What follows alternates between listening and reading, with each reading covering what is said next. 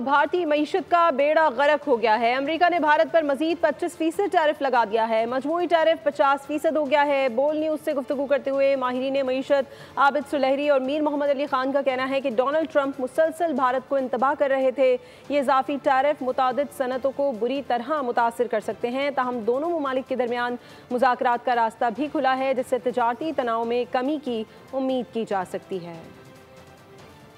America की दोस्ती का दम भरते हुए आप अमेरिका के जियोपॉलिटिकल जो इंटरेस्ट हैं उनसे डेविएट नहीं कर सकते।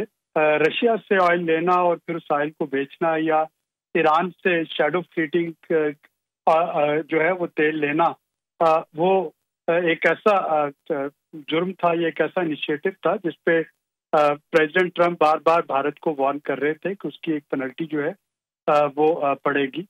तो इसका मतलब एक तो ये हुआ कि आप अमेरिका को जो है वो डबल क्रॉस नहीं कर सकते उसके साथ दोस्ती रखते हुए। ये टैरिफ्स 50% रह ही नहीं सकते। This is a negotiating tactic by Trump. ये चाइना पे भी पहुंच गया था 130% तक, 140% तक की बैक आउट। ये नेगोशिएट करेंगे, ये दोबारा आ जाएंगे किसी भी नतीजे के ऊपर जहां दोनों टैरिफ के ऊपर तो कोई काम हो ही नहीं सकता इंडिया और अमेरिका के दरमियान। सब्सक्राइब करें और बेल दबाएं ताकि कोई खबर रह न जाए।